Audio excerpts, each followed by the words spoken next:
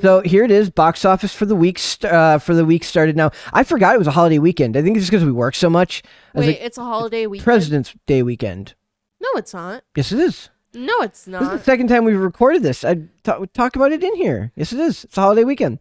Oh my goodness. So really? It says weekend estimates for the box office. It says Uncharted overperforms with 44.16 million for the 3-day weekend, and then 51.4 million for the 4-day weekend. So that's because it's President's Day. Well, it will be President's Day. So it says, following a relatively slow Super Bowl frame, the North American box office picked back up again over the long President's Day weekend with the release of Sony's Uncharted, which easily won the weekend with an estimated 44.16 million through Sunday and 51 million through Monday from 4,275 locations. From everything I've seen doing these segments, that's quite a few theaters. That's a big release. So it says, elsewhere, United Artists and MGM's Dog also had strong results, while LD Entertainment's The Cursed barely scraped by with a top 10 debut. And I think me and you talked about before, it's like we didn't even know that was a thing. Nope. Because it wasn't a wide release according to the 2020 movie slate that I have, 2022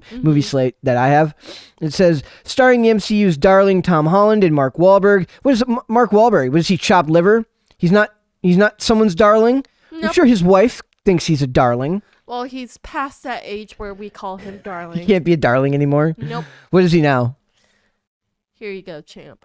Guy. Yeah, Guy. Guy. And Guy Mark Wahlberg. Uncharted, based on the video game series of the same name, was positioned as an event-sized release by Sony, and Holland's Spider-Man's star power, so Spider-Man, his ability to draw in audience playing Peter Parker, combined with the fact that Sony treated this movie like a big deal, there was a huge marketing push for this movie. I saw ads for this everywhere. One I want to point out, now, we reviewed this movie, and I was a huge fan. By that, I mean, it didn't offend me. It wasn't overly politically correct, and there was no identity politics. There was none of that garbage in there. It was just a good, fun action movie. But I will say that this had a strong marketing push, including one of the worst ads I've ever seen in my entire life. I don't know if I ever sent it to you. It was like a cutout of the scene of them on the airplane, and I don't know if it's supposed to be like a video game wireframe cutout, but it was just really bad. But all the other ads were fine, and I think the movie was more than enjoyable enough for people to justify going out and seeing the movie if they want to. So if you got kids, if you want to just go out with your friends and go have a fun time at the movie and not be preached at, this is definitely the movie for you this weekend.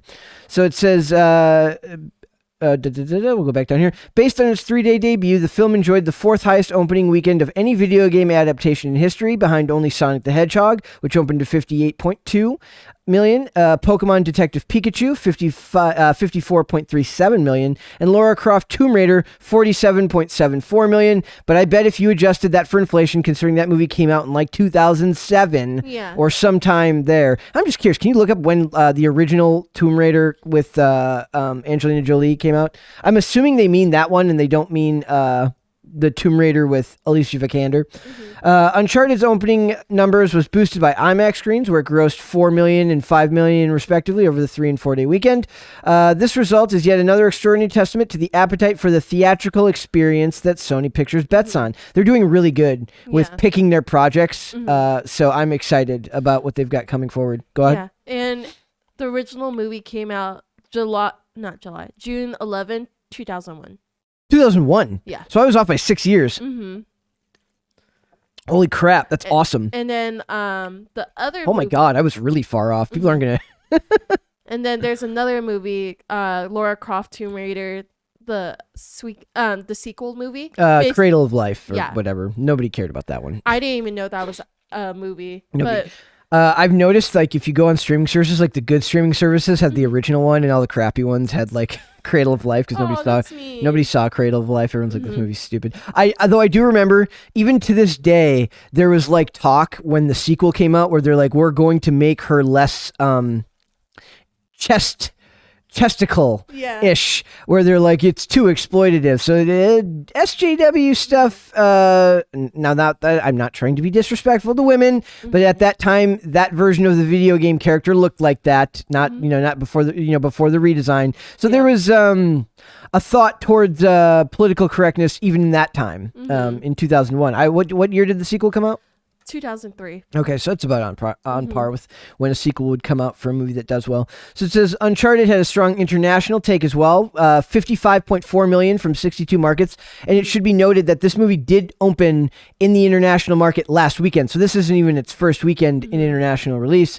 It opened to like 21 million last weekend, obviously in a smaller number of theater markets. So it says it made 6.4 million in France, 4 million in Australia. 3.4 in Germany, and just think about how big America is when you think about 55. It made 44 million here, 51 if you count the 4-day weekend. So that's just shows how much bigger America is than the rest of these marketplaces.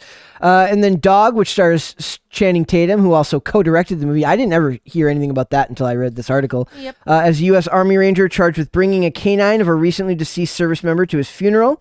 Like Uncharted, the PG-13 Heart Tugger performed at the high end of the spectrum of expectations this weekend, bringing in an estimated 15.14 million over a 3-day frame and 18.5 million over the 4-day weekend at 3,677 locations.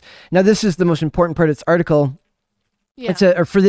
Covering this movie. It says, well, not aimed at younger children due to a slightly edgier tone than your typical Hollywood dog movie, Dog nonetheless arrives in a marketplace which is currently light on films of a heartwarming variety. I told Miracle we need more movies that are heartwarming. Yep. Bring back heartwarming movies. Yep, for sure. I feel like we should watch it, like, because now you want to watch it for real. I do. I wanted to see it. I understand why other people might not want to take the time to go see something that's less than the biggest movie of the weekend. Like when we go see our releases, it's because we're going to cover them here, so we don't go see every movie. We go see whatever we believe is going to be the biggest film of the weekend. Yeah, for sure. So, but I think movies like this, they won't get more made if people don't go and see them. So it's good to support. If there's a movie that maybe you don't think is the greatest movie, but you like that style of film, it's good to go see it just so that it can continue to allow the industry to see numbers that give them a reason to keep making more of that type of film. So it says audiences skewed heavily older. I imagine that audiences for that. I bet, right here. It says, particularly the movie did well in the West, Southwest, and Midwest, which accounted for 75% of the film's business collectively. And I bet you it's skewed older. Yep. Right there. So it's like you can see like older like moms and dads, the kids are out of the house, maybe people who served in the military, people, middle America would love a movie like this. So I definitely want to go see this movie. So it says The Unstoppable Spider-Man No Way Home rose one spot to 3rd place in its 10th weekend of release, giving its star Tom Holland 2 of the 3 top grossing movies of the frame. So he is in both Spider-Man No Way Home in its 10th weekend and Uncharted in its first weekend. And my one criticism is that it feels like he's always playing himself. He feels like the same character in both movies a little bit. That's okay. Last weekend's number 1 film, Death on the Nile, from 20th Century from 20th Century Studios, fell 51% to 4th place in its second weekend with an estimated 6.3 million over a 3-day frame and 7.2 million over the 4-day. I can't talk right now. That's okay. Miracle's got a whole gimmick based on saying she can't English. Nope, and we should make that into merch. You should. It says Sing 2 finished 7th, bringing in 2.84 million.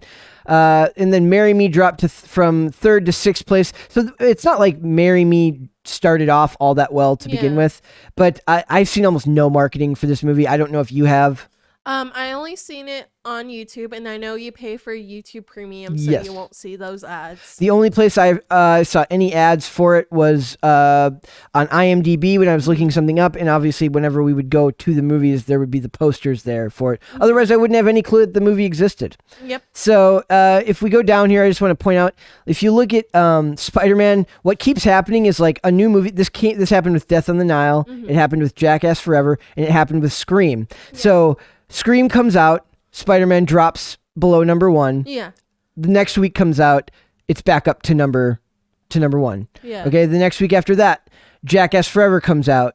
So every week a new movie comes out, and then it beats Spider-Man, but then it falls way below Spider-Man the following week. So Spider-Man keeps staying consistently in that top 2 or in that top 3 or 4, while all these other movies fall below it after their one big surge. So Spider-Man's positive word of mouth and excellent social media marketing has allowed this movie to stay extremely relevant in the public consciousness. Are you okay over there? My how Brett pointed out, like my clothing is like slowly. You wore like the worst thing you could possibly wear to record something, and you're like fidgeting nonstop. I know. Dress for comfort, man. I am dressed up for comfort. Okay, dress for non-fidgeting. That's true. Well, figure it out. I'll just send a picture of my wardrobe to Brett and see if he approves. Just wear something that you're not gonna fidget with 24/7. That's why I don't wear the hoodies anymore, because I have to constantly, or the cardigans, because I have to constantly adjust the sleeves. So back on track here. I couldn't stop. I'm like, what's she doing? It's okay. Yeah. So of the movies we've seen, we've seen Death in the Nile, we've seen Jackass Forever, we've seen we didn't see The Cursed. We saw Spider-Man and we saw Uncharted. I think the most popular is Spider-Man No Way Home. Yep. Probably the best of those movies as well, though I do have a soft spot for Uncharted, and I hope that it does mean that we start getting more video game movies. Yep. You did some research for it, and you said PlayStation obviously has its own studios now. Yeah. Who else? So I didn't know that Pokemon had their own production, but mainly when they release movies, it's released Warner Brothers worldwide, but then in Japan it's Toho. And then apparently in 2020 they wrote an article, Nintendo will own the rights to Illumination's Super Mario movie. Well, it's interesting, wouldn't Nintendo already own that because they own Mario? Yeah, but like I think this was during the film time. rights are different than game rights. Yeah, that's the biggest example of that is the reason why Marvel didn't have the rights to a lot of their characters for so long was because they had to sell off the movie rights to like Spider-Man and X-Men and the Wolverine, all those characters to fund to keep the company from going bankrupt in the early 2000s. Yeah, so, for sure. It'll be interesting because as video game movies become more and more frequent, like I was trying to think, it was like as they become more frequent, we're gonna have to start attaching like them to certain studios. Like everybody knows that DC movies come from Warner Brothers. Everybody knows that Marvel movies come from Disney. Yeah. Like eventually the studios will have to have the same level of commitment and ownership of those video game characters once the movies start doing more successful. Because I was thinking about it, I was going to take a jab at the Assassin's Creed movie, and I'm like, I can't even remember who the hell made it. I'll search that. So I didn't even know. So we'll see what happens. There's no big releases next weekend. So if we go up here, next weekend, all we've got coming out is a movie called The Desperate Hour, which I guess we could go see. That was the one about the mom who has to like. It kind of sounds like Run, Hide, Fight.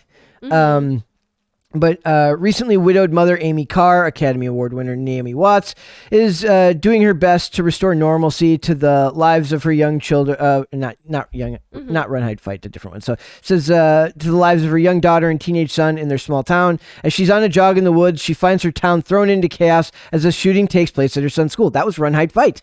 Yep. That was and that movie got lambasted. So it says miles away on foot in the dense forest, Amy desperately races against time to save her son. Again, another movie where it would be a typically male character being done by a much smaller woman. That's fine. It doesn't always work. Well, I feel like it's going to talk about like how mothers like they jump in high gear and the adrenaline like kicks in because like their kid is like gone. Yep.